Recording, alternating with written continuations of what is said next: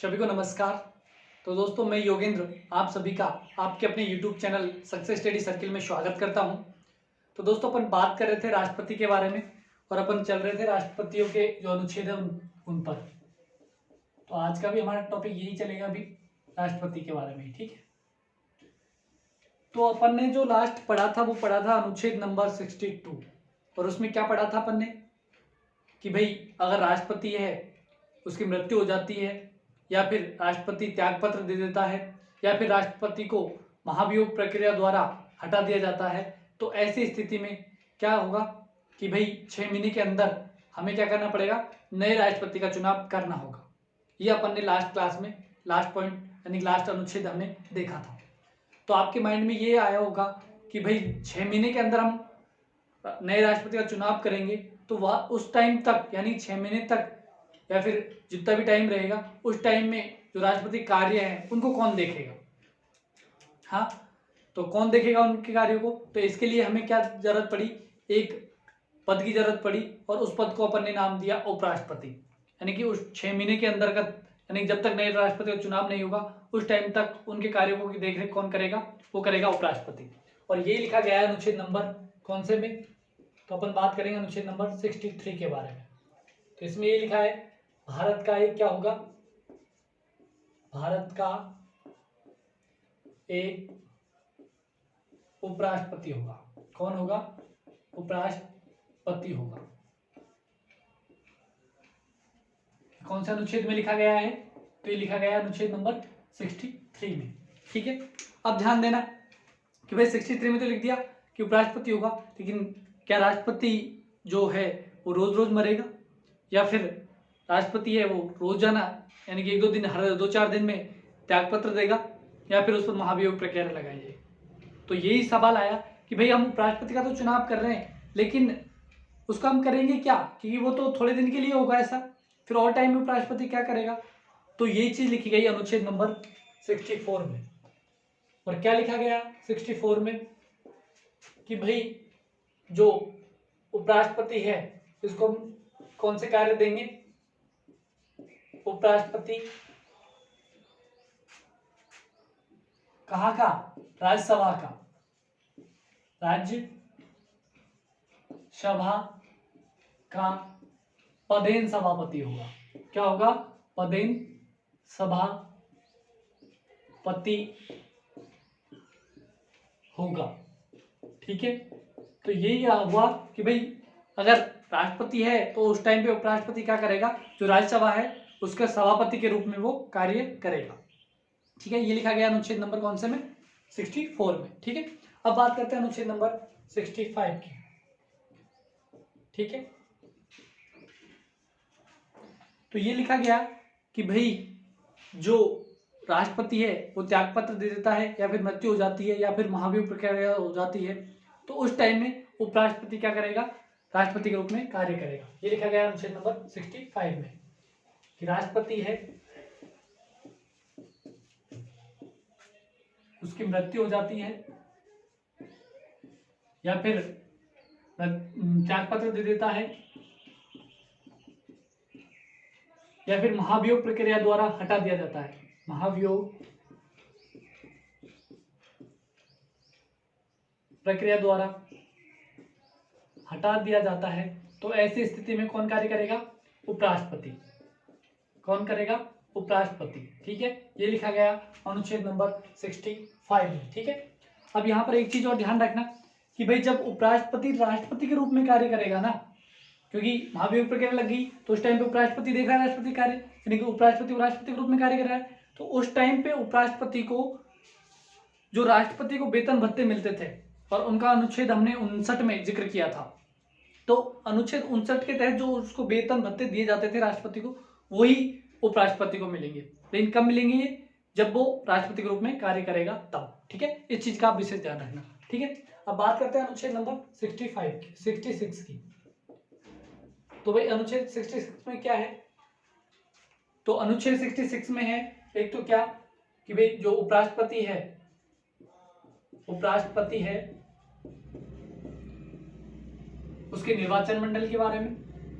कौन सा निर्वाचन मंडल, और मैंने आपको पिछली क्लास में बताया था कि निर्वाचन मंडल क्या होता है, जो वोट डालते हैं वो, तो राष्ट्रपति के चुनाव में जो वोट डालेंगे उपराष्ट्रपति के चुनाव में वो उसका निर्वाचन मंडल होगा।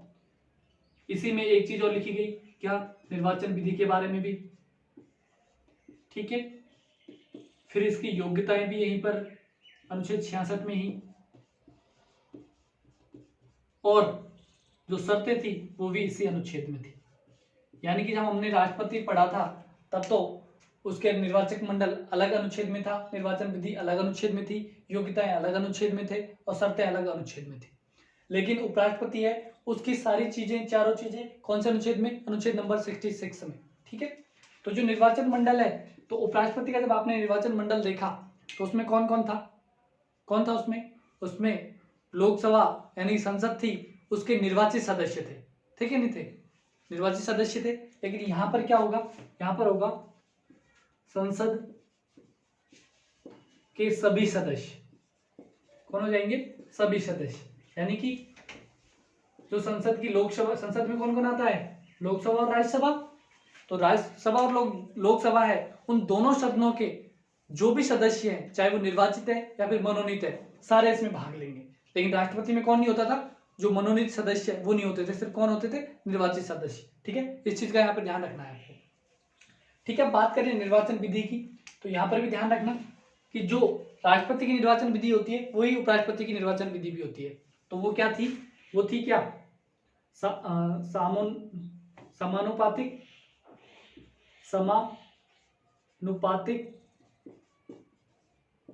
प्रतिनिधित्व, एकल संक्रमण, गुप्त मतदान प्रणाली, ठीक है।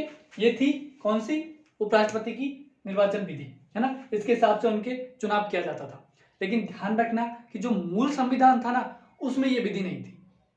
मूल संविधान में फिर कैसे होता था कि जो सदन यानी कि संसद है उसकी जो संयुक्त बैठक होती थी, उसी में उपराष्ट्रपति का चुनाव किया जाता था। तो ये भाई ये कब लेके आए ये विधि, तो ये जोड़ी थी जो 11वां हमारा संविधान संशोधन हुआ था, 11वां संविधान संशोधन हुआ था 1961 में, तब ये जोड़ी थी, ठीक है। इस चीज का ध्यान रखना कि निर्वाचन विधि जो ये है समानुपातिक प्रतिनिधित्व एकल संक्रमण मत प्रणाली, ये कब लागू की थी, ये लिखी थी 11वें संविधान संशोधन 1961 के द्वारा, ठीक है। इस चीज का आप यहाँ पर ध्यान रखना। अब बात करें योग्यताओं की, तो योग्यताएं जो उपराष्ट्रपति की थी वही राष्ट्रपति की थी वही उपराष्ट्रपति की है। लेकिन जो राष्ट्रपति था उसमें हमने क्या पढ़ा था कि भाई उसमें योग्यता में क्या पढ़ा था कि भाई जो लोकसभा है ना, लोकसभा उसकी योग्यता रखता था कौन, राष्ट्रपति, कि लोकसभा सदस्य निर्वाचित हो सके, वो योग्यता रखता था राष्ट्रपति, ठीक है। लेकिन उपराष्ट्रपति कहाँ की रखेगा कि ये किसका सदस्य है, राज्यसभा का।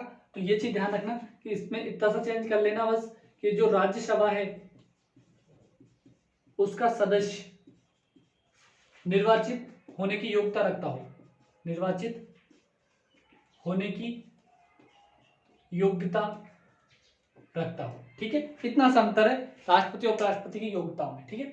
शर्तें भी वही है सेम राष्ट्रपति वाली, ठीक है। ये चीज भी आप ध्यान रखना, राष्ट्रपति वाली, यहाँ इतना मेंशन कर देता हूँ कौन सी शर्तें जो राष्ट्रपति में मैंने पढ़ा दी थी, ठीक है। ये हो गई अनुच्छेद नंबर 66 की बात, ठीक है। अब बात करते हैं अनुच्छेद नंबर 67 की, ठीक है। अब बात करेंगे 67 की। तो 67 में क्या है, जो उपराष्ट्रपति का कार्यकाल है उसके बारे में बताया गया है।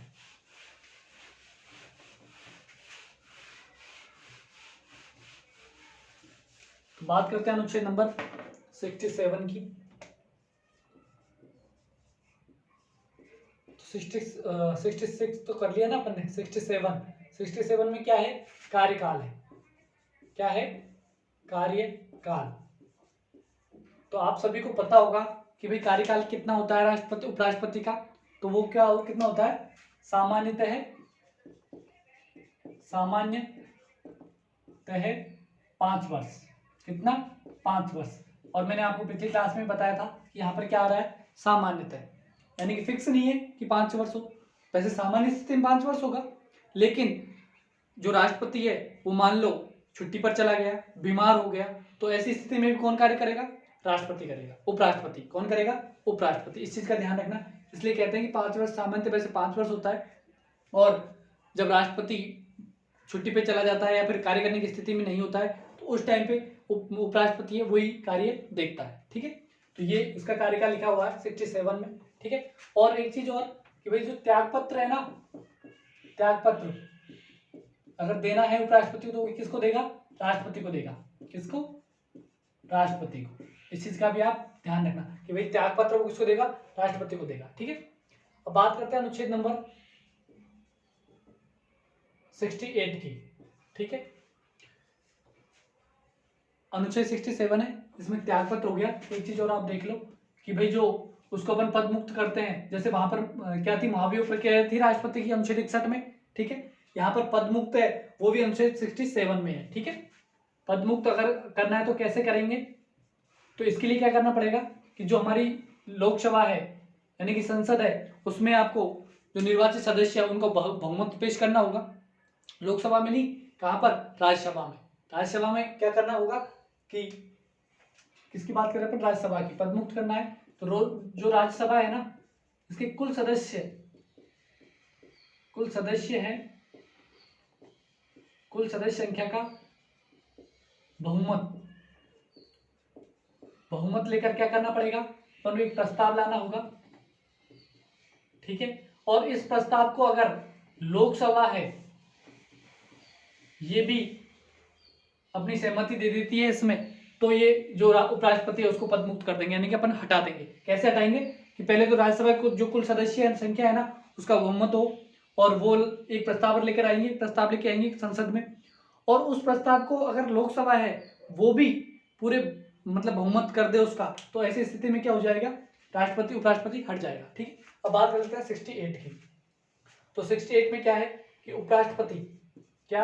उपराष्ट्रपति सामान्य कार्यकाल से पहले ही उपराष्ट्रपति का चुनाव सामान्यतः कार्यकाल से पहले ही कर लिया जाता है।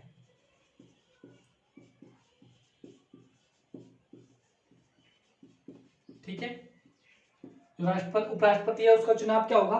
कार्यकाल होगा उसका 5 वर्ष का, यानी कि उससे पहले ही कर लिया जाएगा। लेकिन कभी बाई चांस ऐसी सिचुएशन आ जाए कि भाई चुनाव नहीं हो, या फिर ये मान लो कि ऐसी सिचुएशन आने ही नहीं देंगे फिर भी आ जाए, तो इसका ये लिखा गया है कि वहां तो हमने राष्ट्रपति में क्या पढ़ा था कि 6 महीने के अंतर्गत आपको क्या करना पड़ेगा? चुनाव करना पड़ेगा। लेकिन यहाँ स्पष्ट लिखा गया है कि आपको अतिशीघ्र ही चुनाव करना अनिवार्य है। अतिशीघ्र ही चुनाव करना अनिवार्य है। समझे इससे कि यहाँ पर कोई समय सीमा नहीं है, आपको जल्दी से जल्दी उपराष्ट्रपति का चुनाव करना पड़ेगा, लेकिन राष्ट्रपति में हमको 6 महीने मिलते हैं। ठीक है, इस चीज को आप ध्यान रखना। अब बात करते हैं अनुच्छेद 69 की। ठीक है, अनुच्छेद 69 में क्या है? शपथ। किसके बारे में है? उपराष्ट्रपति की शपथ के बारे में है। अनुच्छेद नंबर 69 ये क्या कहता है कि भाई उपराष्ट्रपति उसको शपथ दिलानी पड़ेगी। तो भाई शपथ तो लेगा वो, किस चीज की लेगा? तो वो लेगा किसकी? एक तो उपराष्ट्रपति किसकी लेगा? राष्ट्रपति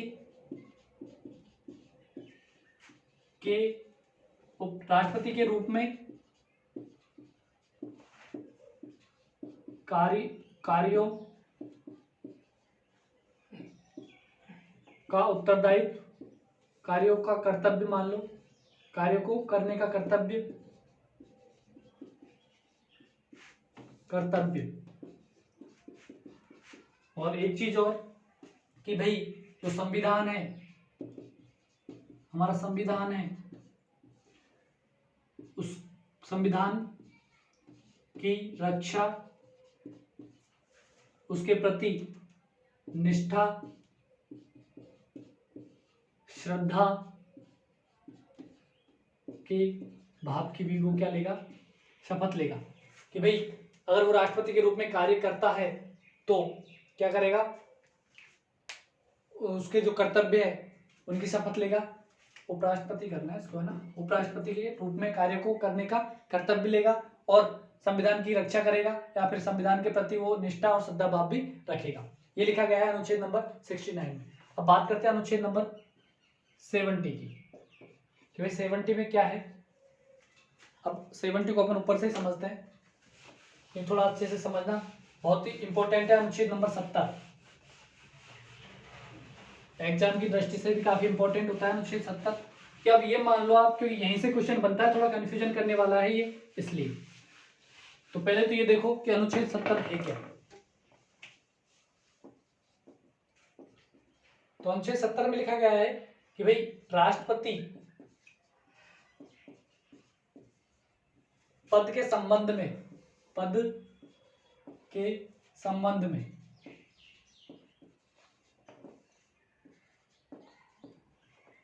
कोई आकस्मिक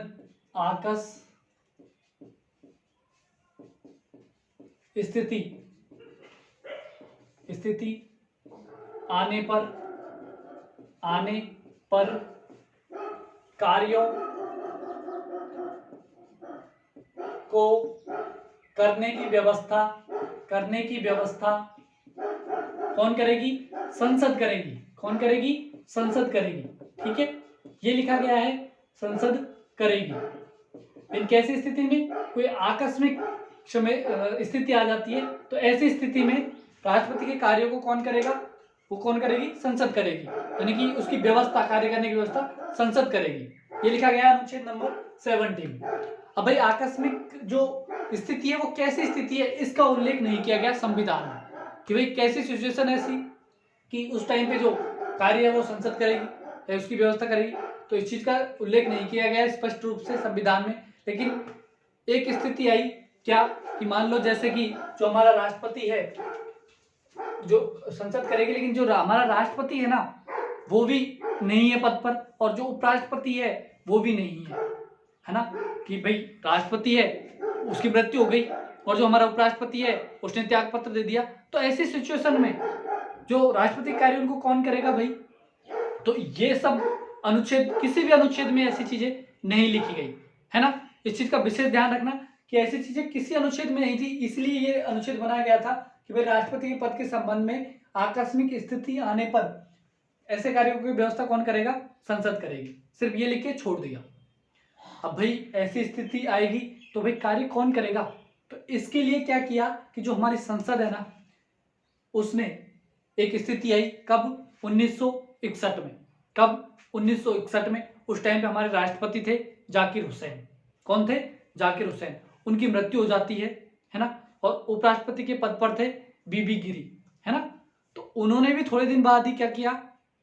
त्याग पत्र दे दिया, किसी कारणवश त्याग पत्र दे दिया। दोनों पद खाली हो गए। ऐसी स्थिति आ गई, आकस्मिक स्थिति आ गई, है ना। तो अनुच्छेद 70 में लिखा गया है कि ऐसे में कार्य करने का जो प्रावधान कौन करेगी? संसद करेगी। तो इस टाइम पे संसद ने एक अधिनियम बनाया, क्या? और उस अधिनियम को नाम दिया राष्ट्रपति कार्यनिर्वहन अधिनियम।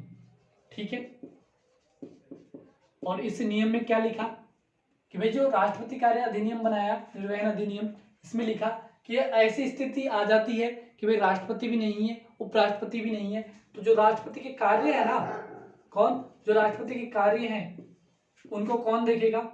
जो हमारा सुप्रीम कोर्ट है ना उसका न्यायाधीश। कौन देखेगा?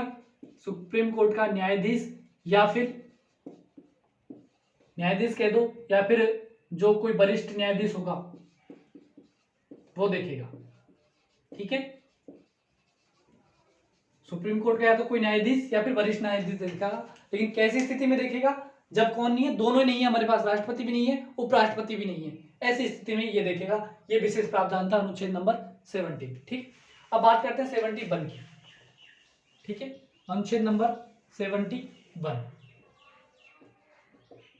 इसमें क्या है भाई? चुनाव हो रहे हैं राष्ट्रपति उपराष्ट्रपति के, या फिर राष्ट्रपति के, मान लो दोनों के चुनाव हुए, है ना। लेकिन जो उम्मीदवार है वो इस चुनाव से खुश नहीं है, या फिर कह सकते हैं उसको मतलब अंदेशा है कि इस चुनाव में गड़बड़ी हुई है ना। तो ऐसी स्थिति में इस अनुच्छेद में लिखा गया है कि भाई राष्ट्रपति या फिर उपराष्ट्रपति इनके चुनावों में विवाद हो गया कोई, तो विवाद की स्थिति को कौन देखेगा? विवादों की जांच कौन करेगा? तो वो करेगा सुप्रीम कोर्ट, यानी कि सुप्रीम कोर्ट करेगा। ठीक है, ये लिखा गया है स्पष्ट अनुच्छेद नंबर कौन से में? 71 कि भाई राष्ट्रपति उपराष्ट्रपति चुनाव हुए तो जो उम्मीदवार है या फिर जो निर्वाचक मंडल के सदस्य है वो इसकी अपील कर सकते हैं सुप्रीम कोर्ट में, है ना। और सुप्रीम कोर्ट क्या करेगा? ये देखेगा कि भाई ये चुनाव है जो वैध है या अवैध है ना। अगर वैध हो जाते हैं तब तो कोई दिक्कत ही नहीं है, ठीक है। लेकिन अगर राष्ट्रपति सर्वोच्च न्यायालय है वो अगर उन चुनावों को अवैध घोषित कर देता है कि भाई चुनाव थे उनमें रियल में गड़बड़ी हुई है, तो ऐसी स्थिति में जी राष्ट्रपति तो बन गया था उस टाइम पे चुनाव करते थे, तो उसने कुछ काम भी किए होंगे, काम करेगा तो जो काम किए ना वो क्या होंगे? काम मान्य होंगे उसके, चाहे अवैध घोषित कर दिया लेकिन जब तक उसने काम किया ना वो काम तो उसके वैध होंगे। इस चीज को आप ध्यान रखना। अब बात करते हैं अनुच्छेद नंबर 72 की। किसकी बात करते हैं? 72 की, अनुच्छेद नंबर 72। तो इसमें क्या है? राष्ट्रपति जो क्षमा देता है ना उनका प्रावधान किया गया है, यानी कि क्षमादान का प्रावधान।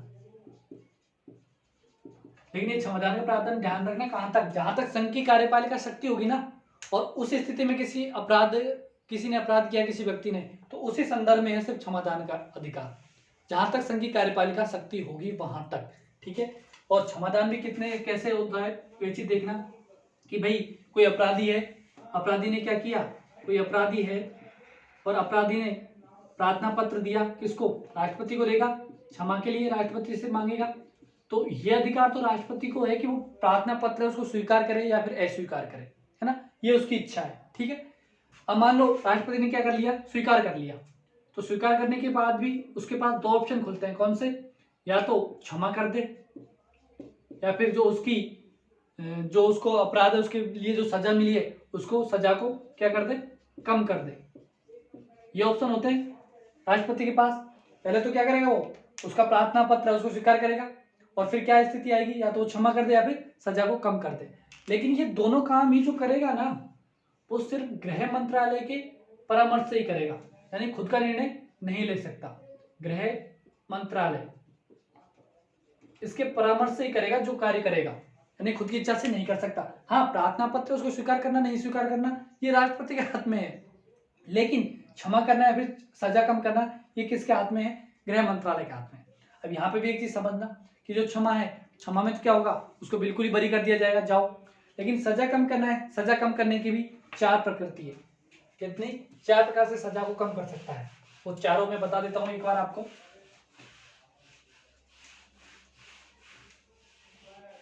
ठीक है, सजा को कम करने का किस हिसाब से सजा कम होती है वो भी आप देख लो। तो बात करें अनुच्छेद 72 चल रहा है अपना, है ना, अनुच्छेद नंबर 72। तो एक तो क्या करेगा? परिहार, ठीक है। एक क्या हो जाएगी? लघुकरण। तीसरी क्या हो जाएगी? विराम। और चौथी क्या हो जाएगी? प्रतिलंबन, ठीक है। अब बात करते हैं चारों के बारे में। सजा कम 4 प्रकार से हो सकती है। कैसे? जैसे एक तो प्रतिहार, यानी कि इसमें क्या लिखा गया है प्रतिहार में? प्रतिहार का मतलब क्या होता है कि प्रकृति, जो अपराध की प्रकृति है ना, सॉरी सजा लिखो इसको, सजा की प्रकृति को बिना बदले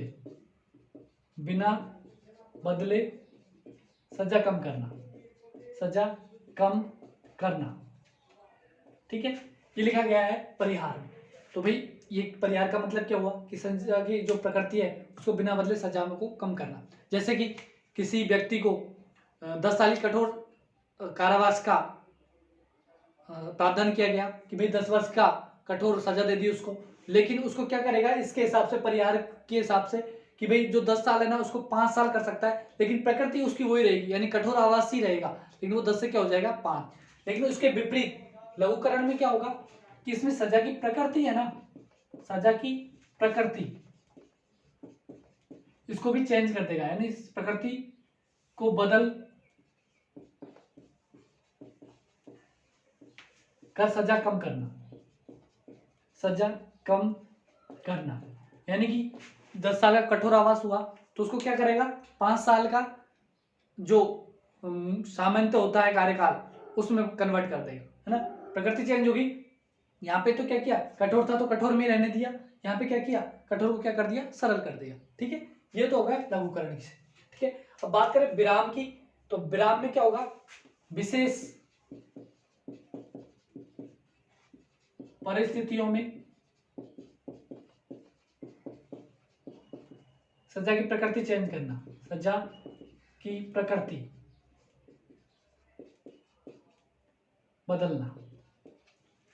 सजा की क्या, सजा को कम करना है, फिर प्रकृति को, सजा को कम करना लिख लो, सजा को कम करना। जैसे समझना कि भाई क्या हुआ कि कोई विकलांग था, उसको क्या किया कि भाई सजा दे दी, क्योंकि कोई अपराध किया विकलांग ने, क्योंकि हमारी जो संविधान उसमें क्या लिखा गया है कि सबको एक समान रखा जाएगा, चाहे वो कैसा ही व्यक्ति हो।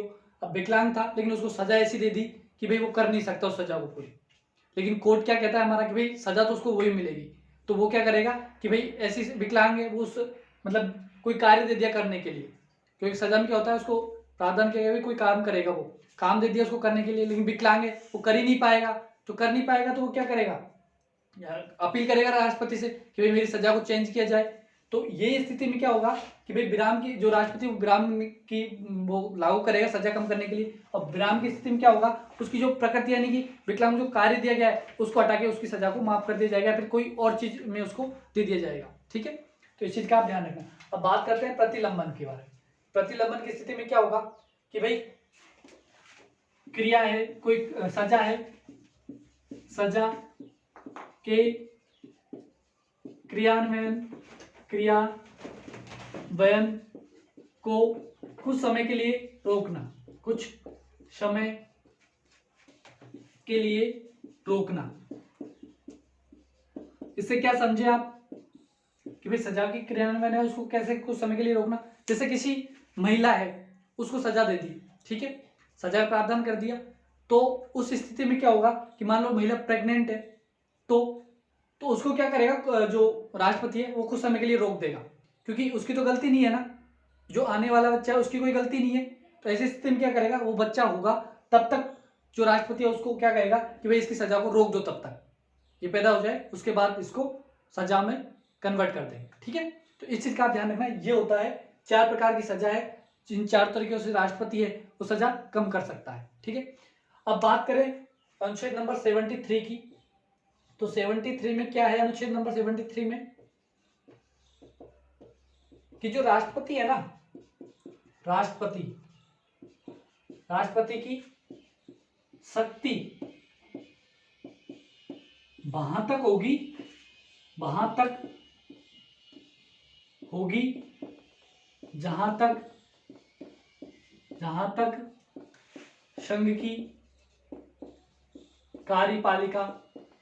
कार्यपालिका शक्ति होगी। ठीक है, यानी कि जो संघ है प्लस, जब शक्ति पढ़ी थी अपन ने, कौन सी पढ़ी थी, संघ शक्ति, और एक और पढ़ी थी कौन सी, 3 प्रकार की शक्ति होती है ना, संघ शक्ति, राज्य शक्ति और समवर्ती शक्ति। ठीक है, सूची पढ़ी थी हमने, समवर्ती सूची, यहां से समझ लेना, चाहे तो सूची कर लेना इसको, क्योंकि शक्ति को विभाजन हमने ऐसे ही किया था। तो यहां तक क्या होगा, राष्ट्रपति की कार्यपालिका शक्ति होंगी। ठीक है, ये लिखा गया अनुच्छेद नंबर 73 में, राष्ट्रपति की शक्ति है वहां तक होगी जहां तक संघ की कार्यपालिका शक्ति होगी। ठीक है, और जो राष्ट्रपति उसकी शक्तियां हैं उसके बारे में अपन नेक्स्ट क्लास में बात करेंगे, है ना। अगली क्लास हुई वो राष्ट्रपति की सारी संपूर्ण शक्तियां हैं, उनको अपन नेक्स्ट क्लास में कंप्लीट करेंगे। तो जो आज की क्लास थी वो आपको कैसी लगी, एक बार कमेंट करके ज़रूर बताना। और अगर आपको हमारी क्लासें अच्छी लगती है तो हमारे चैनल को जरूर सब्सक्राइब करना और बेल आइकन को भी प्रेस करना ताकि आपको नई वीडियो तुरंत मिल जाए। तो आज के लिए इतना ही, मिलते हैं नेक्स्ट क्लास में, तब तक के लिए जय हिंद जय भारत।